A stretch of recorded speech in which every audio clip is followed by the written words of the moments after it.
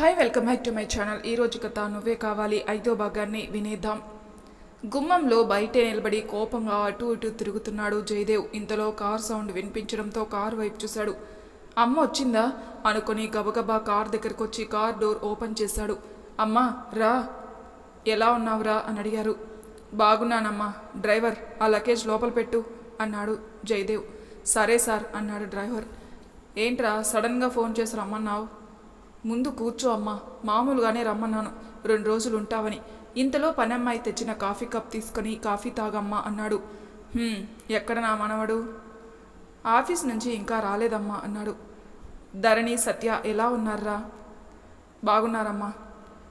కోడల్ని నా మనవరాల్ని ఇంటికి తీసుకొని రావచ్చు కదరా, ఎప్పుడు చూసినా డబ్బు డబ్బు అంటా ఉంటారు, పిల్లల కోసం కూడా ఆలోచించరా? అన్నీ ఆలోచించుకుని దూరంగా ఉండాలని నిర్ణయం తీసుకున్నామమ్మా. మిమ్మల్ని మార్చలేం. మీ ఇద్దరి స్వేచ్ఛ కోసం పిల్లల్ని ఇద్దరిని ఎటూ కాకుండా చేశారు. ఎన్నిసార్లు చెప్పినా ధరణి వినదు, నువ్వు వినవు అనుకొని తనలోని తాను బాధపడ్డారు ప్రశాంతి గారు. ఏంటమ్మా ఏం ఆలోచిస్తున్నావు అన్నాడు జయదేవ్. ఏమన్నా సమస్య వచ్చిందా ఇంటికి పిలిచావు నన్ను? అలాంటిది ఏం లేదమ్మా, ముందు స్నానం చేసి రెస్ట్ తీసుకో, పొద్దున్నే అన్ని విషయాలు మాట్లాడుకుందాం అన్నాడు జయదేవ్. ఏమైంది జయ? అది అమ్మా. పర్లేదు చెప్పు. అదరు పెళ్లి చేసుకున్నాడమ్మా. ఏంటి? అవునమ్మా అంటూ జరిగిన విషయాలన్నీ చెప్పాడు జయదేవ్. వాడు పెళ్లి చేసుకున్నాడా? అవునమ్మా అంటూ ప్రశాంతి పక్కనే కూర్చున్నాడు జయదేవ్. తండ్రిగా నాకు కూడా వాడు ఒక మాట చెప్పలేదమ్మా. నువ్వైనా వాడి మనసులో ఏముందో తెలుసుకో అమ్మా. ఆ అమ్మాయి కూడా ఎందుకో నాకు నచ్చలేదు. నేనేం అడిగినా పొగరుగా చెప్తుంది సమాధానం. ఒక ముక్కలో చెప్పాలంటే తను అదరుకి జిరాక్స్ అమ్మా. వాడు వచ్చాక నేనన్నీ మాట్లాడతాను, నువ్వు ముందు ప్రశాంతంగా ఉండు అన్నారు. ఎలా ఉంటానమ్మా ప్రశాంతంగా? ఎందుకో వాడిలో సడన్గా ఇంత మార్పు. చెప్పాను కదరా, ఇప్పటికే లేట్ అయింది, నువ్వు వెళ్ళి రెస్ట్ తీసుకో, వాడు రాగానే నేను మాట్లాడతాను అన్నారు ప్రశాంతి గారు. వాడు ఆఫీస్ నుంచి వచ్చేసరికి లేట్ అవుతుందమ్మా, నువ్వు పడుకో, మార్నింగ్ వాడితో మాట్లాడు.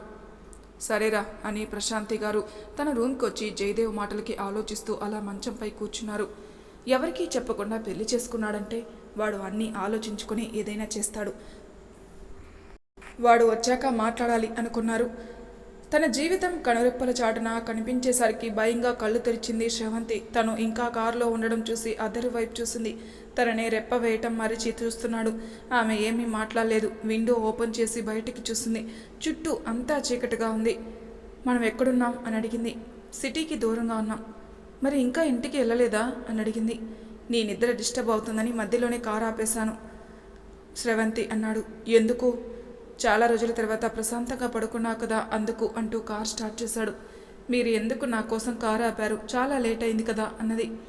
అయితే ఏమైంది, భయం వేస్తుందా? కాదు, మీకోసం మావయ్య ఇంట్లో కంగారు పడతారని.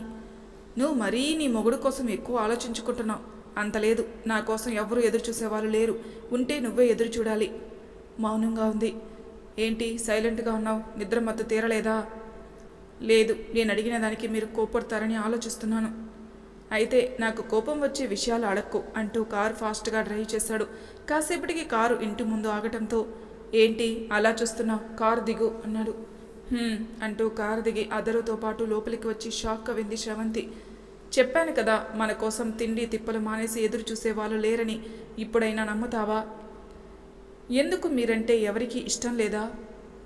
అందరూ నాకు ఇష్టం లేదు అంటూ నవ్వుతూ శ్రవంతి చేతిని పట్టుకొని తన రూమ్కి వచ్చాడు. ఆకలిగా ఉందా? చాలా. శ్రవంతి తొందరగా ఏదో ఒకటి వండు. ముందు స్నానం చేయండి, ఈలోపు వంట చేస్తాను అన్నది. నేను స్నానం చేయాలంటే టవల్ ఇవ్వు. సరే అంటూ టవల్ తెచ్చిచ్చింది. డ్రెస్ ఎవరు తీస్తారే? మీ మామ అన్నాడు. మీ డ్రెస్ తీయడానికి మా మామ ఎందుకు, నేనే తీస్తాను అంటూ కబోర్డ్ ఓపెన్ చేసి అతను నైట్ టైం వేసుకునే ప్యాంట్ అండ్ టీషర్ట్ తీసి బెడ్ మీద పెట్టి ఏం వండను అని అడిగింది. లైట్గా టిఫిన్ వండు, భోజనం వద్దు. సరే అని ఆమె ముందుకు వెళుతుంటే వెంటనే ఆమె చేతిని పట్టుకొని ఏంటి వయ్యారంగా నడుచుకుంటూ పోతున్నావు? మరి ఏం చేయాలి? రా, నాకు స్నానానికి నీళ్లు పెట్టు అన్నాడు. ఏంటి? విన్నది కరెక్టే, రాంగ్ ఏమీ వినలేదు నువ్వు అంటూ ఆమె చేతిని పట్టుకుని వాష్రూమ్కి లాక్కుని వెళ్ళాడు. అతను చెప్పినట్టుగా అతని స్నానానికి నీళ్లు పెట్టి వంట చేస్తానంటూ వెనక్కి తిరిగి అదరును చూసి షాక్ అయింది. టవల్తో ఉన్న అతన్ని చూడగానే ఎందుకో ఫేస్ పక్కకు తిప్పుకుంది. మీకు టిఫిన్ చేసి వస్తాను అన్నది. చేద్దువు కానీ కాస్త వీపు రుద్ది వెళ్ళు అన్నాడు. హా హా కాదు, వీపు రుద్దేసి వెళ్ళు అన్నాడు. సరే మొహమాటంగా అంది. ఒక్కసారిగా ఆమెని మీదికి లాక్కొని, ఇష్టం లేదా నాకు సేవలు చేయటం అని అడిగాడు. అలా అని నేను అనలేదు కదా అన్నది. మరి ఏంటి సిగ్గుపడుతున్నావు? మౌనంగా ఉంది. చెప్పు అంటూ ఆమె చిన్ను పట్టుకున్నాడు. సిగ్గుతో కనురెప్పలు వాల్చేసింది. ఆమె అదురుతున్న ఆమె పెదవుల్ని చూసి, ఏయ్ నిన్నే చెప్పండి. ఆమెకి మాటలు రావటం లేదు. అప్పటికే అతని చేయి ఆమె నడుము దగ్గర ఉంది.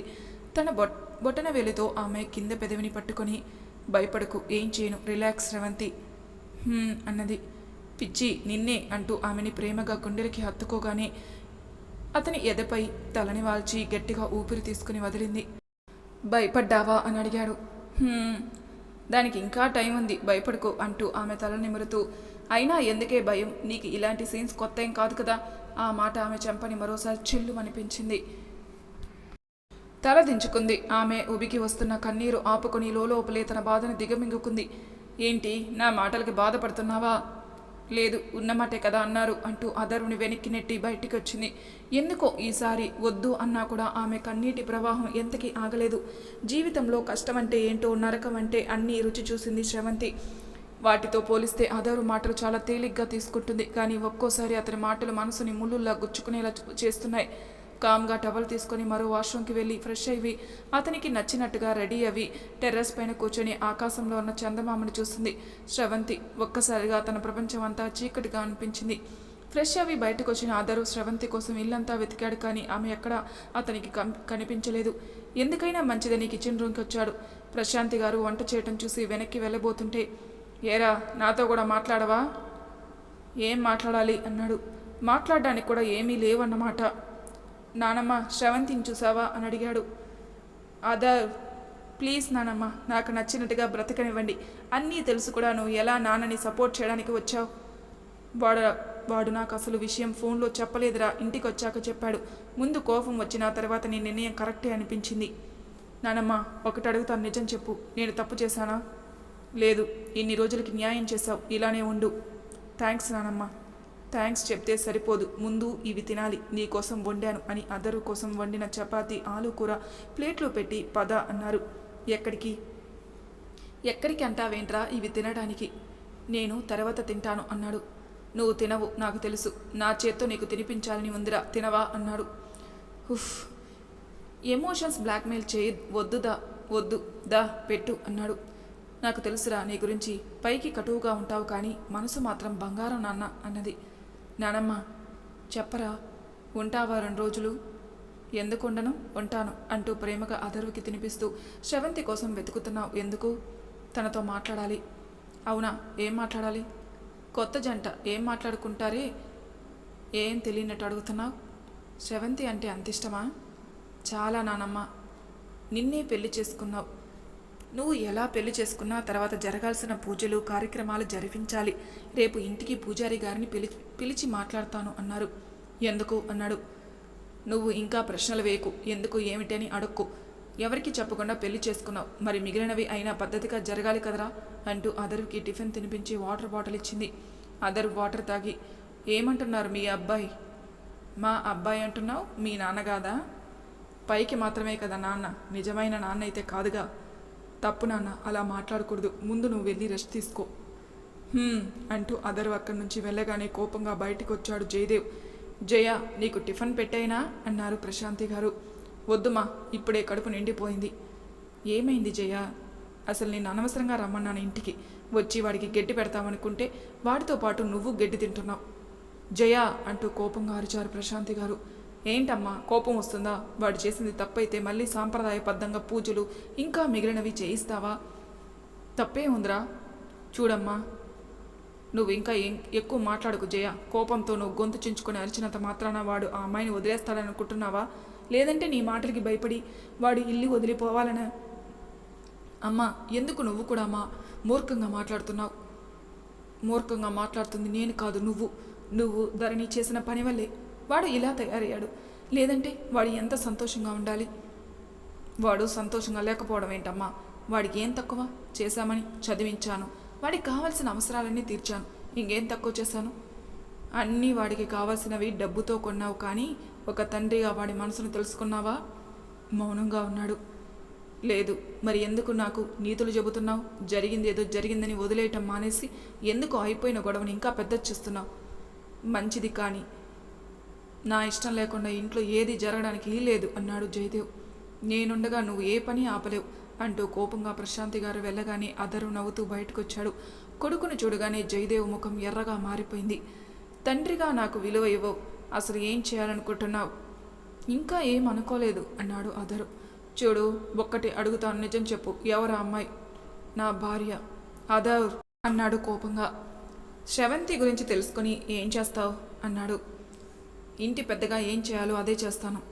మీరు ఇంటి పెద్ద అని ఎవరు చెప్పారు? అదర్ గొంతు చించుకొని అరవకండి నాన్న, ఎందుకు బీపీ తెచ్చుకుంటారు? సరే, నా భార్య కోసం చెప్తాను వినండి. తన పేరు శ్రవంతి, తను ఒక వేశ్య, సరేనా? ఏంటి? మీరు విన్నది నిజమే. నిజమే నాన్న, నా భార్య వేశ్య, కానీ ఇప్పుడు కాదు, చాలా.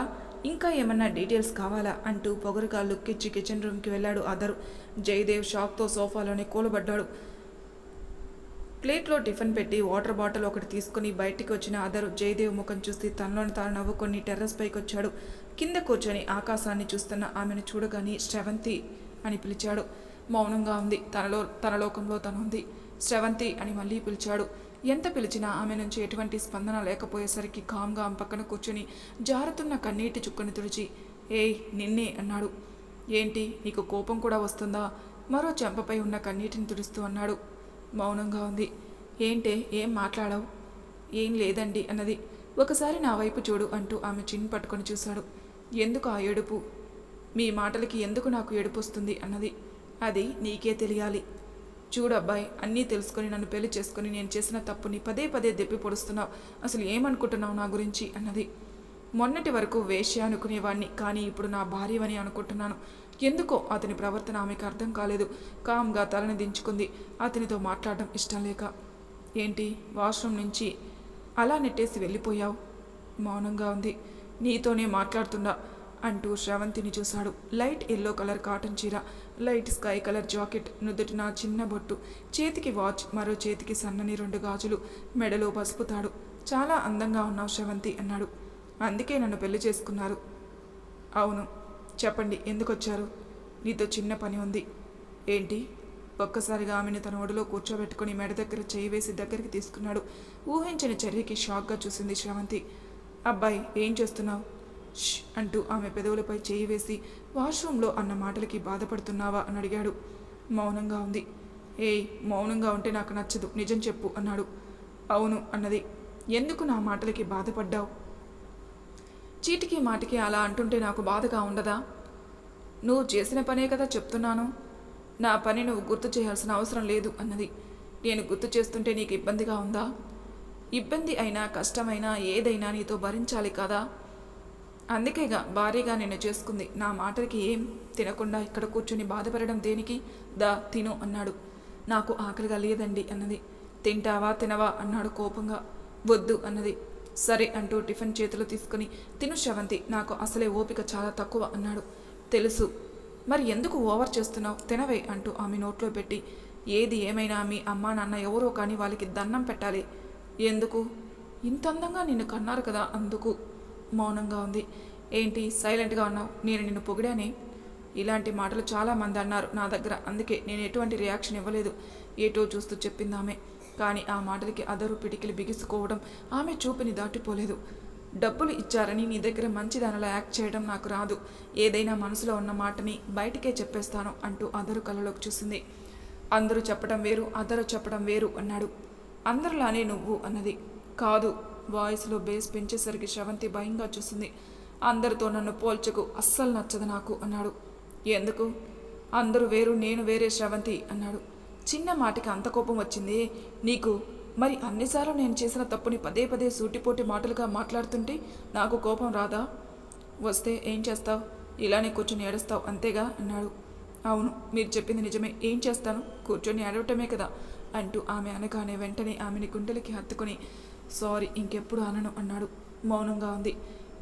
నేను ఏదో సరదాగా అన్నాను కానీ నా మాటలకి నువ్వు ఇంత బాధపడతావని అనుకోలేదు అంటూ అదరు అంటుంటే స్రవంతి మాత్రం భయంగానే అతని ఎదలో తలదాచుకుంది. ఏ ఎందుకు భయపడుతున్నావు అని అడిగాడు. తెలీదు, మీ కోపం మీ మాటలు నాకు భయం పుట్టిస్తున్నాయి. స్రవంతి అని పిలిచాడు. ఇప్పుడు నన్ను చూస్తే భయం ఎందుకు వేస్తుంది? తెలీదు. ఏయ్ నా వైపు చూడు అంటూ అతని వైపు చూసింది. ఏమనిపిస్తుంది? అతని చూపుల్లో తేడా కనిపించేసరికి ఏమో నాకు తెలీదు, నిజం చెప్పు అన్నాడు. మీరు ఏదో కావాలి అన్నట్టు చూస్తున్నారు. అవునా, మరి ఇచ్చేయి అన్నాడు. మౌనంగా ఉంది. పోనీ నేను ఇవ్వనా అంటూ అతను నవ్వుతూ అడిగేసరికి స్రవంతి నవ్వుతూ అతని గుండెల మీద గట్టిగా ముద్దు పెట్టి పడుకుంది. ఆమెను మరింతగా దగ్గరికి తీసుకొని గాలి కూడా తమ మధ్యన చేరకుండా ఊపిరాడనంతగా ఆమెని తన గోగిల్లో బంధించాడు అదరు. మరి తర్వాయి భాగంలో ఏం జరుగుతుందో నెక్స్ట్ ఎపిసోడ్లో తెలుసుకుందాం. అంతవరకు నా ఛానల్ని సబ్స్క్రైబ్ చేయని వాళ్ళు ప్లీజ్ సబ్స్క్రైబ్ చేసుకోండి, లైక్ చేసి షేర్ చేయండి, మీ అభిప్రాయాలు నాకు కామెంట్ రూపంలో తెలియజేయండి. Thank you for listening.